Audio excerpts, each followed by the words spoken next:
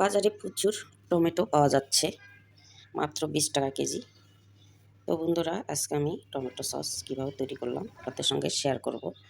তো আমি নিয়েছি টমেটো, পাকা পাকা টমেটো, একটু বড় সাইজের নিয়েছি।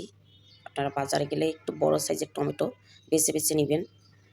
টমেটো কিনে নিয়ে এসে তারপরে ধুয়ে পরিষ্কার করে সস তৈরি করতে চলে আসলাম।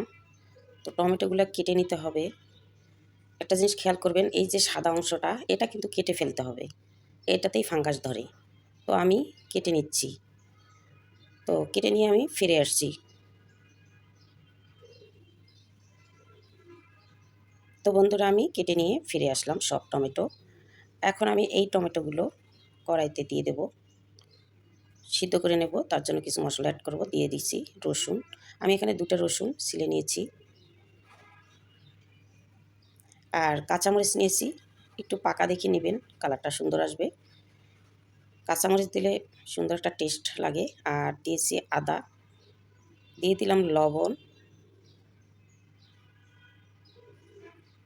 তো দিয়ে দেব সামান্য পানি, 1 কাপ পানি দিয়ে দিলাম। আমার এখানে 2 কেজি টমেটো। এখন আমি চুলার উপরে উঠিয়ে দেব, সিদ্ধ করতে দিয়ে দেব। মাত্র 10 মিনিট লাগবে সিদ্ধ করতে। তো বন্ধুরা, দেখতে পাচ্ছেন, এই যে আমি 10 মিনিট সিদ্ধ করে নিলাম, সিদ্ধ হয়ে গেছে। এখন আমি একদম গলে গেছে। ঠান্ডা করে নিয়ে ফিরে আসছি। ঠান্ডা করে ফিরে আসছি। তো ঠান্ডা করে নিলাম টমেটো সিদ্ধ। এই যে এখন আমি টমেটো ঠান্ডা হয়ে গেছে, এখন আমি ব্লেন্ডারে উঠিয়ে নেব। শুরু করলাম। কেউ চাইলে এমনি আপনারা ছেঁকে নিতে পারেন, তবে ব্লেন্ডার করলে জুসটা ভালো হয়।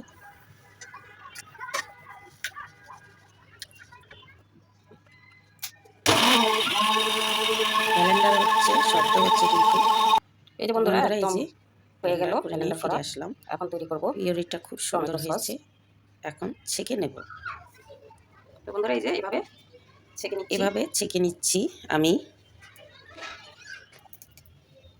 আলো পড়ছে, অবশ্যই ছেঁকে নিতে হবে বন্ধুরা। তো আমি সব পিউরিটা ছেঁকে নিয়ে ফিরে আসছি।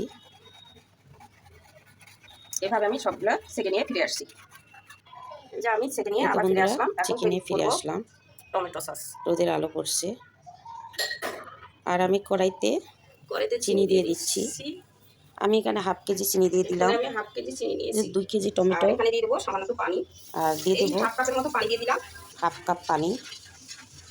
পানি দিয়ে ভালো করে চিনিটা নেড়ে নিতে হবে, ক্যারামেলের মতো করে নিতে হবে, একদম ঘন।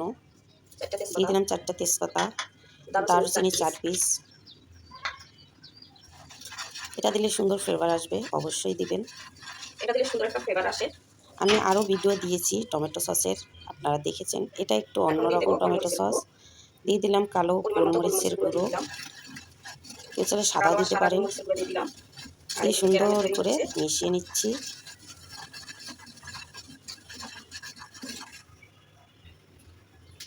এখন দিয়ে দেবো আমি সাদা ভিনেগার দিয়ে দিচ্ছি, বেশি করে দিয়ে দিলাম, প্রায় 1 কাপের মতো করে। এই ভিনেগার দেওয়ার কারণে ছত্রাক ধরবে না, ফাঙ্গাস ধরবে না।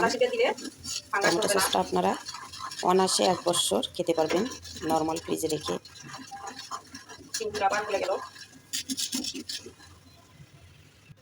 তো হয়ে গেছে আমার চিনি। তো দিয়ে দিলাম টমেটো পিউরিটা,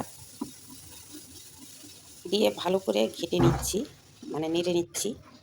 সুন্দর করে অনবরত নাড়তে হবে কিন্তু।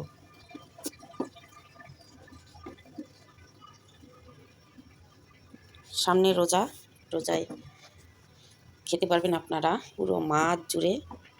রোজার মাসে তো প্রচুর ভাজা পোড়া হয়। তো দিয়ে দিলাম লবণ, এর আগেও লবণ দিয়েছি, এখনও দিয়ে দিলাম লবণ। তারপরে মিশিয়ে নিচ্ছি।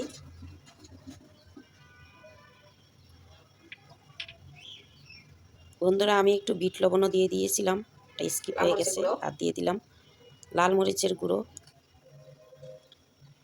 1.5 চামচ দিয়ে দিলাম। আগেও দিয়েছি মরিচ সিদ্ধ করার সময়। সুন্দর করে মিশিয়ে নিচ্ছি। কেউ চাইলে ফুড কালার ব্যবহার করতে পারেন। আমি ফুড কালার ব্যবহার করবো না, সুন্দর একটা কালার আসছে দেখুন টমেটো সসের। এই যে টমেটো সসের উপরে যে ফেনাগুলো উঠছে এগুলো কিন্তু উঠে ফেলে দিতে হবে, এই যে এগুলো কিন্তু ফেলে দিতে হবে।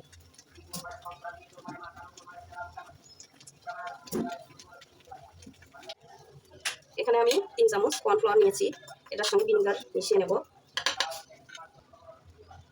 ঢেলে দিচ্ছি ভিনেগার।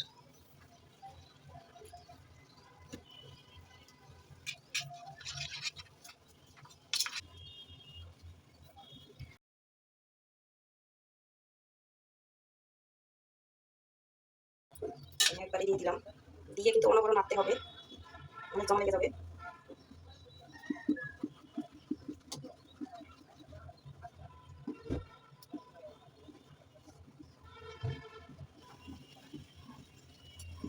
বন্ধুরা এই তেজপাতাগুলো আমি উঠে ফেলিয়ে দেবো এবং দারচিনি উঠে ফেলে দেবো।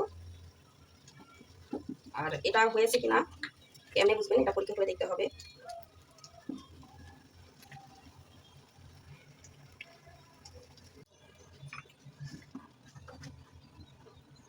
এবার দেখবো হয়েছে কিনা, এটাতে পরীক্ষা করবো।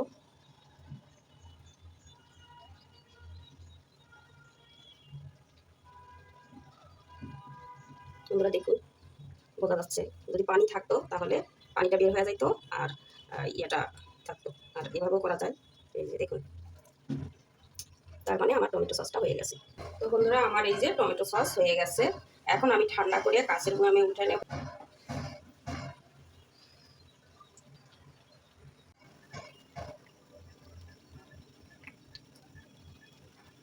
তো বন্ধুরা আমি উঠে নিচ্ছি টমেটো সস,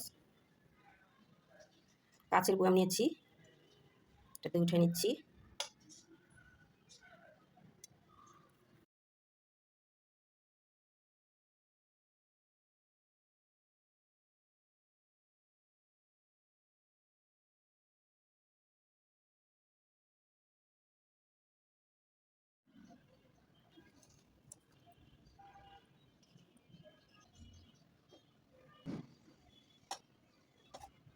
তো বন্ধুরা তৈরি হয়ে গেল আমার টমেটো সস।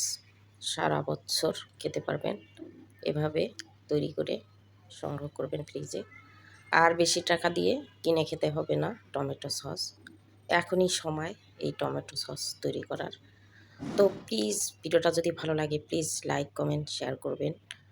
তো ভালো থাকবেন, সুস্থ থাকবেন, আল্লাহ হাফেজ, শুভ।